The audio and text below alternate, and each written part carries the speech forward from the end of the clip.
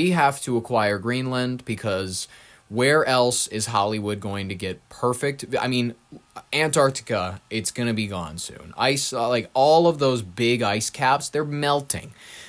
Hollywood needs real. They moved out there not only to avoid Thomas Edison's copyright company, but they also moved out there because the deserts were beautiful, the women were beautiful, and the landscape was varied and useful. They could shoot anywhere and have it look like any place, except for, of course, eventually you realize that anywhere in the San Fernando Valley looks like the San Fernando Valley. You have to build some sets, whatever. But Hollywood eventually became the hub of that. But with the idea that we need Greenland, how many Christmas movies that are coming out have been good as of late? Do you know what made Christmas movies good? Shooting them with some snow. Let's purchase all of Greenland, make it a state dedicated to making baller Christmas movies. Isn't that a great idea? Speaking of which, not the kind that we burn or hang in Salem, but we are talking about Christmas movies, ladies and gentlemen. Listen, I love Christmas. I don't know about you, ladies and gentlemen. I grew up a good Lutheran boy. I grew up someone that was like, I just feel holly jolly around this time of year. I crave the eggnog. I crave the good times. I crave decorating the tree and just sitting around, and honestly, it's doing nothing. It's really not doing very much except for just feeling good, just feeling happy. And it's like, it's ridiculous when you look at it in that way. But ladies and gentlemen, if you're like me, you like filling that time of doing nothing with things to watch, because sitting there doing actually nothing is too demanding. It's too demanding to be sat alone with your thoughts. It's too demanding to have yourself just kind of entertain yourself with your own mind. Eventually, that would lead to a schizophrenic break. We don't want that. So, in order to entertain ourselves, and in order to have something to entertain ourselves, well, the snow is falling outside. God damn it, we want to feel good, regardless. People have probably not had a good year, whether or not it was a good year for you or not, whether or not you're in the White House or not, you know what I mean? Like, it's a good year for you or it's not, but we all need to feel good around this time of year. And ladies and gentlemen, I'm going to offer you some opportunities and some good recommendations of how to feel good this year. I'm not going to recommend that you spend time with family. I'm not going to recommend time that you, go out there and do anything charitable. I'm not going to recommend that you get visited by 3 ghosts and change your ways or do anything meaningful. There's no afterlife, at least as far as I know, so I'm not going to worry about it. Bob Cratchit can sleep out in the snow with his family after Tiny Tim dies. I'm just going to be honest with you, it's going to free up another bed. So maybe they can, you know what I mean? Maybe they can open a charity. I don't give a shit. But folks, if you're like me, I don't want to be left alone with my thoughts too long. We're going to go ahead and we're going to review some of my favorite things to put on to distract myself this time of year. Ladies and gentlemen, there's a lot of movies that I could mention here. There's a lot of TV episodes that I could mention, quite frankly. There's a lot of television episodes I'm sure people go to. I'm going to avoid those because those could be a completely other list. And who knows, maybe I'll save it for next year, but we're going to stay in the movie sector for today. Ladies and gentlemen, I have a few favorites that I would love to go to every year. This is just sort of like a brief synopsis. We're going to do 5 of major ones that I'm going to go into detail of that are kind of my crown jewels, my favorite picks, and then we're going to go into 5 or so honorable mentions. And you're going to be shocked about my honorable mentions because you're probably going to be shocked about this list regardless, but we're going to go ahead and we're going to jump into the honorable mentions first, and then we're going to go through the list of my actual, boom, I have to watch these every year regardless. All right, folks, if you're like me, you grew up, you know what I mean. Macaulay Culkin was a big drug addict. He was a big, he had a lot of issues. And it's because his dad apparently was a dick. If you look into it, he was an overbearing manager, all of this stuff. Not Joe Jackson levels, but he was pretty bad. And ironic I say that because Macaulay knew Michael Jackson. Michael's getting a movie soon. Anyways, Home Alone. That's one of my favorites. I have to watch it reasonably every single year. I mean, I love Joe Pesci in this movie. Daniel Stern. Ladies and gentlemen, Daniel Stern is an actor I don't think has his praises sung enough. He works incredibly well, not only in this movie. If you watch The Wonder Years, he's fantastic as the narrator. And if you're like me, there's a few other things that you might have seen him in, but if there's one movie I would love to point out that I would love to personally recommend to a lot of people that maybe have not seen it, it's called Breaking Away. This is a 1979 film. It has Dennis Christopher, Daniel Stern, Jackie Earle Haley, Dennis Quaid. Yeah, I know. It's quite a few decent names, whatever. You might know a lot of them. It got an Academy Award for writing. A runtime is like an hour 30, hour 40, something. I'm not entirely sure, but it has just some pretty phenomenal performances from these actors that I'm a particular fan of. Breaking Away, I'd recommend it. But besides that, it's a decent film. You know what I mean? It's a fun exploration of like, oh, John Hughes. He goes, what? Oh, I shouldn't forget my kid. Oh, what would that be like? What would I do if I was an 8 or 10-year-old? And I had the house alone to myself. Then he eventually planned a trilogy. It didn't work out. The second movie didn't perform nearly as well. Macaulay Culkin started to get old. His dad fucked up the management angle. And did you know that they were originally going to film the second and third Home Alone as like they were going to do the thing where the certain movies they'll film it at the same time. They were going to do that, but then eventually they did not. They were like, we're just going to film Home Alone in New York. Maybe we'll do a spin-off where Kieran Culkin is the main kiddo, but then eventually that didn't work out. Then they just rebooted with someone, and I'm sorry, Roger Ebert, in the only one retard take, and actually there's quite a few that I can point to that I just don't agree with a lot. Roger Ebert said he liked Home Alone 3 more than the first two. Sorry, I'm just like, I can't get behind that even for an instant. At the movies, I think you were at home that night. I'm sorry, I don't know what else to say about that. Ladies and gentlemen, I'm going to move on. Die Hard. Die Hard, I don't give a shit. If you think it's not a Christmas movie, you're just, I don't know what else to say. You're just like, you're wrong? You're retarded? There's a lot of words I could say. Ridiculous, there's a lot. It not only is the entire plot written around the concept of Christmas, not only is the entire plot centralized around it, it uses the Ode to Joy, it uses Christmas music throughout the entire thing. You have not only like the themes of love, forgiveness, family all throughout. It is, who's to say action cannot, like, you can blend genres with Christmas and have it be a Christmas movie. If Die Hard is not a Christmas movie, I will tell you other films that do not count as a Christmas movie. Trading Places, Trains, Planes, and Automobiles. I'll go with, what's another good one? God damn it, when I'm on the spot, I'm not as good at thinking of good ones. There's quite a few. Step Brothers, that's a decent one. A lot of folks will watch that and they'll call it a Christmas movie. It's not. I'm sorry to say that, but like if we're categorizing all of these as whatever, if it's genre blending, it's not a Christmas movie. Apparently so, but Die Hard absolutely is a Christmas movie. He has a performance, by the way. Unfortunately, Bruce Willis is not in a great state, and unfortunately, Alan Rickman has left us. But this is a movie where you have a situation where both the lead and the villain are great performances. You watch both of them and they're magnetic. They just absolutely have something about both of they have an approach to the Bruce Willis with his coolness, with his kind of his kind of approach to everything. The memorable lines that he has in this movie, the attitude he has towards villains, but the kind of sparring nature that he's kind of got. And then also Alan Rickman with his just sort of, it's foreboding, but it's a villain who weirdly has a sense of humor, who's willing to kind of not necessarily be silly, but let down his like absolute this is the way things are kind of talk for a while, and then he'll maybe make a joke about a cowboy. You know what I mean? Like great performances from both angles, not to mention the rest of the side characters, which are just great. Great film. I can't say anything else about it. It is a Christmas movie. If you disagree with me, don't watch it. That's all I can say. But if you, it's a movie where if you turn on the television, no one does this anymore, but if you turn it on and you're even like halfway through it, you will tune in for the rest of it. It's a great movie. No one can deny it. I'm sorry to say it. Meet Me in St. Louis.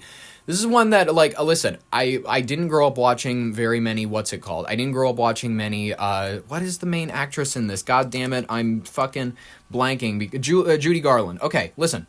She died young. She wasn't in very many movies. I'm going to be honest with you. There were elements of her where I was just like, okay, she's just a junkie from Minnesota. That's kind of cool. Her mother pushed her, you know what I mean? She's great in this movie. That's the only thing I can give her is that, listen, her version of Have Yourself a Merry Little Christmas, which is actually where that song comes from. This is from 1945, very interestingly enough. It's 99% on Rotten Tomatoes. Essentially, this takes place around the turn of the century. It's 19, I believe, 04 or 3 or 04. I'm gonna check because I'm not gonna be a fucking idiot. Okay, it's 1904. It's around the St. Louis World's Fair, and the film's it's essentially all about the sisters, its education, the ways of the world, which includes but is not limited to learning about life and love, courtesy of the prototypical boy next door. In the end, love and whatnot. It's all about song and dance. It's one of those movies that they take their time with period costumes and stuff. It's all in glorious Technicolor. All the love and whatnot. It's going to conquer all. That's the whole thing. It's essentially where this family is deciding. It's around the turn of the century where they are deciding whether or not to move to New York. It's kind of a melancholy film. You watch these. The one girl. There's a very sad scene where she's crying with Judy Garland right after she went and destroyed a bunch of snowmen that they had built together, and then that's when she sings, what's it called, Have Yourself a Merry Little Christmas. Very good segment, very good, what's it called, I would recommend it to everybody. It's free on Tubi, so is there any better recommendation than that? Ladies and gentlemen, we got our next film that I'm going to recommend just for our honorable mentions, Elf. Elf is just, he's not for everybody. Will Ferrell is not for everybody. He has a very particular sense of humor. The only reason that he works for me in some instances is because he's willing to Chris Farley it. He commits to a bit even when it annoys you.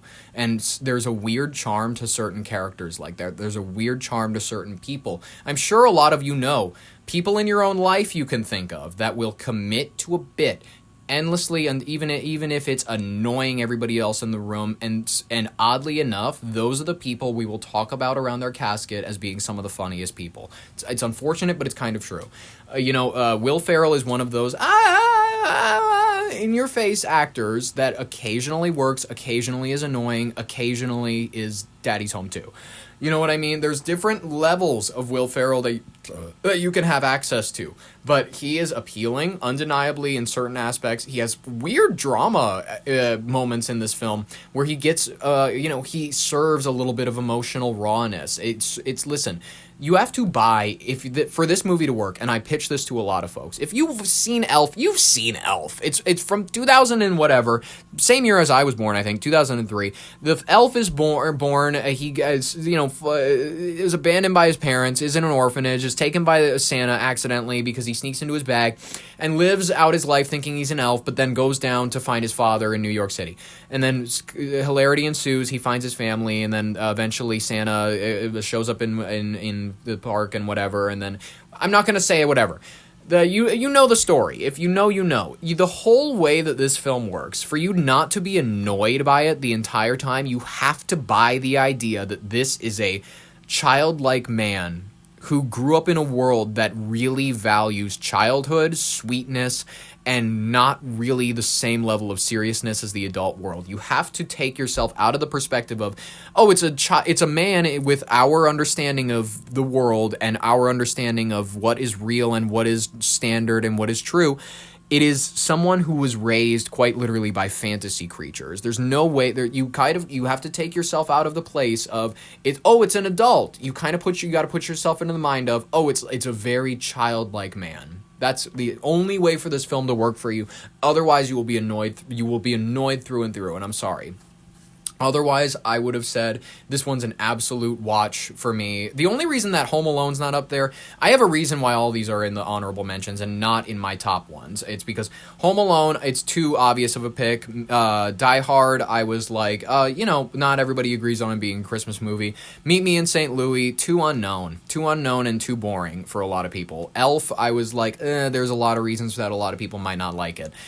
Next one, I'm going to go ahead and I'm going to pick Christmas Vacation for my last honorable mention because admittedly, a fantastic movie. Really, really good. Really just enjoyable on a certain level. You know what I mean? There's a lot to love here from, Chevy Chase just being peak Chevy Chase. You know what I mean? if you get annoyed with slapstickiness, if you get annoyed with it's not exactly SNL humor. It's Chevy Chase's humor. It's Fetch, excuse me. It's what's it called? It's his other movies. It's Caddyshack. It's other performances by Chevy Chase. It's not like it was written by Lorne Michaels or whatever. Like it is. It's National Lampoons. That's a good way to put it.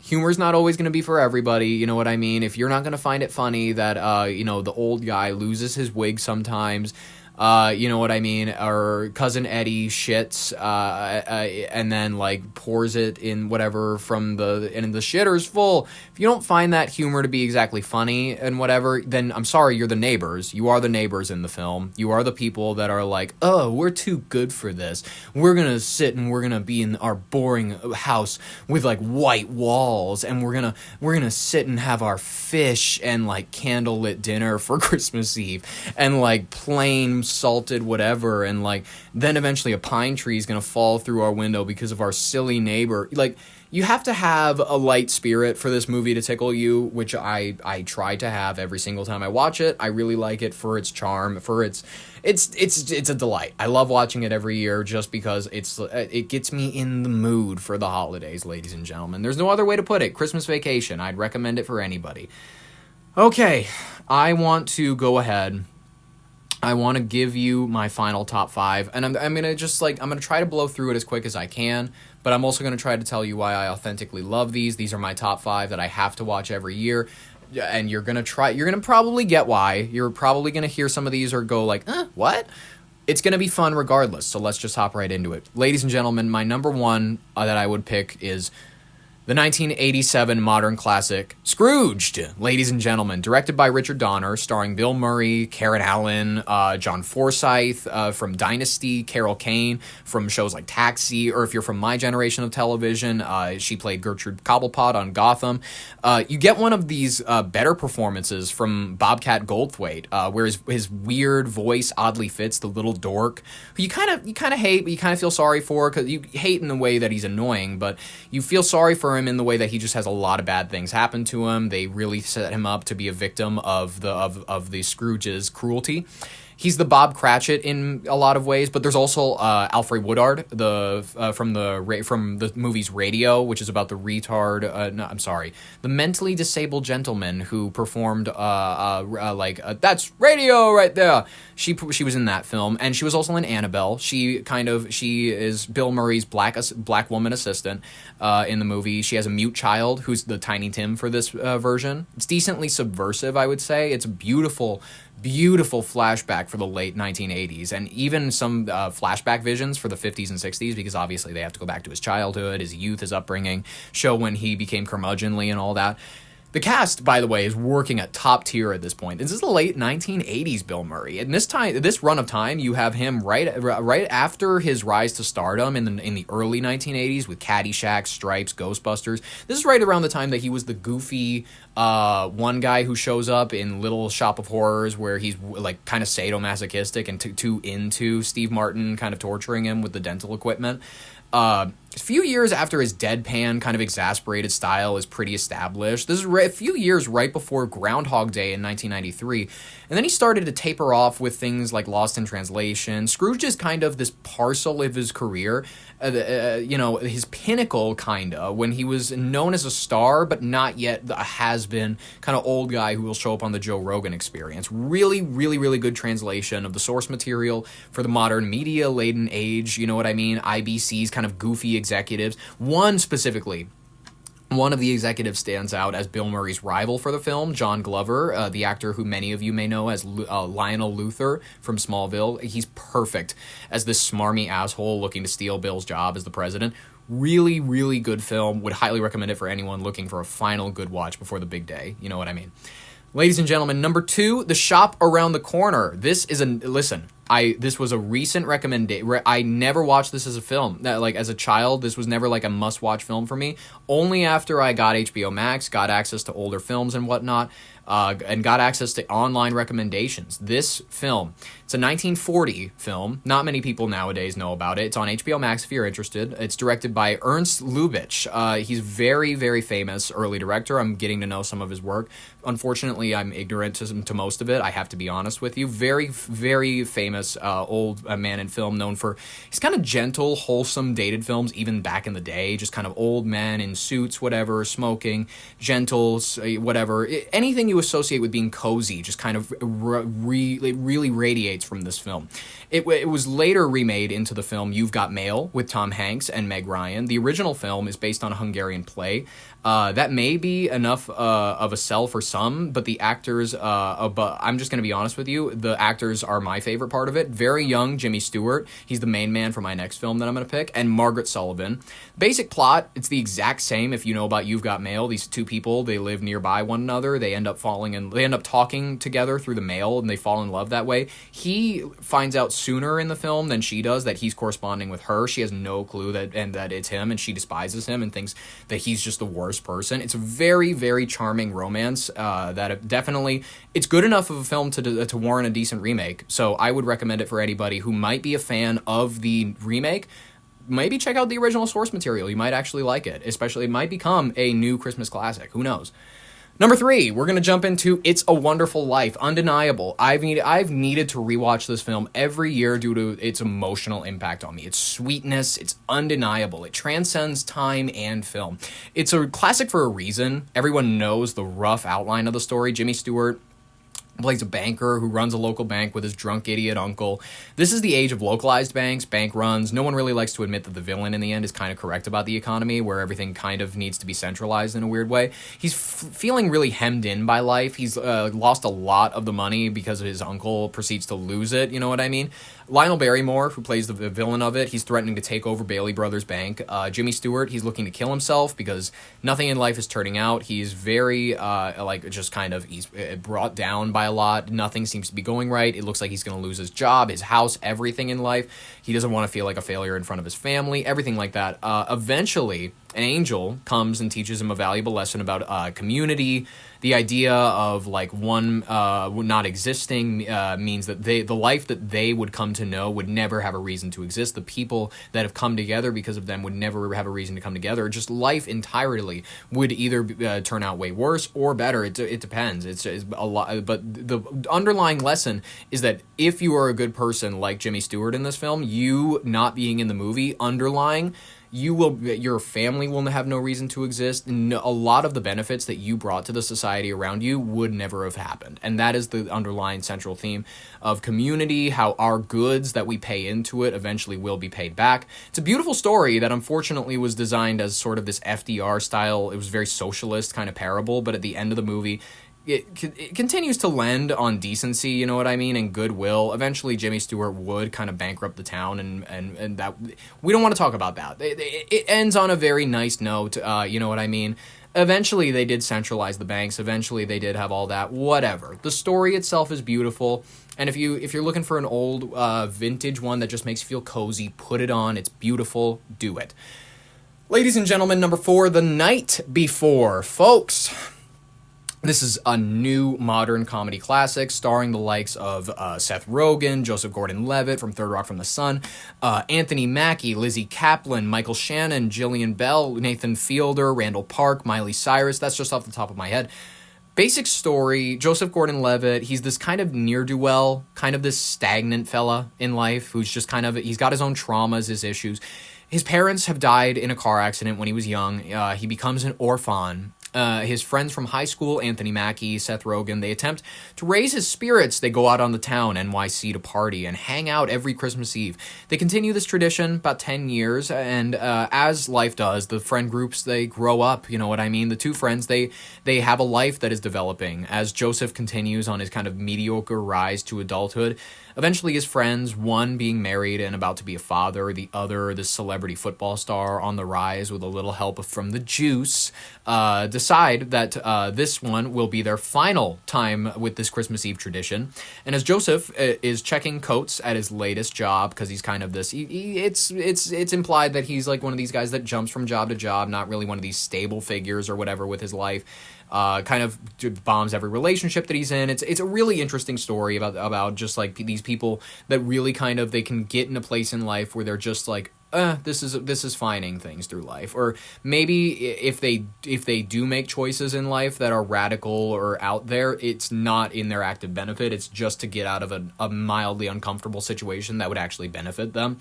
It's a really interesting story. The rest of the film, it's an exploration of friendship and whatnot. He finds these 3 tickets to the biggest Christmas party in town that they've been trying to find tickets to every year since the tradition began. The rest of the film, it's them on their way to this party, trying to get drugs for this party. There's a hilarious substance-fueled romp throughout it with Seth Rogen.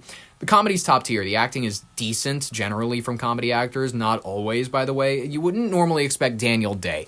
But these people, to be fair, are firing on all cylinders. They're doing good with the material they've been served. They're 100% believable in their roles, and there's a lot to be found in this kind of forgotten 2015 goodie. I think it really deserves a lot more attention than it gets. Ladies and gentlemen, I'm going to end this list with something uninteresting, but hopefully one that you'll understand. A Christmas Story. I love it. I love this movie. Easily one of the funniest movies on this list, not written by traditional comedians like the last one. There's a lot to love here, from the vintage 1940s aesthetics, the charm, the post-war vibes, the very positive feeling in the world, in the country, the smooth baritone of the narrator's voice, which works incredibly well for the story itself. The lens, the POV that this movie takes is the one that I have not seen any other movie do well or even half as good, and I will stand by that. It is the point of view of a child's perspective, the fogginess, the imaginativeness, the daydreams, the wide lenses on parents and adults' faces. The perspective you're shifted in when you watch this film is that of the adolescent. You go through this film through the eyes of Ralphie, feeling what he feels, experiencing what he experiences. I know many have their issues with the overplayed nature of it, and yes, there's something to say about that, TNT, but the reason that I feel it's necessary to have it on, at least in the background of opening presents for so many years, I mean, that kind of speaks for itself. It makes people feel a way they haven't since they were children. It's just that cozy feeling. You know what I mean? That is why, ladies and gentlemen, it's my final pick for this movie recommendation sector. What a fun aspect to throw into the show. I loved it. It's way less serious. We don't need that coming up to Christmas. Who needs serious? We're going to have fun, and we're going to talk about cozy shit. We're going to talk about the jolliness. Ladies and gentlemen, I hope you enjoyed today's holly jolly broadcast.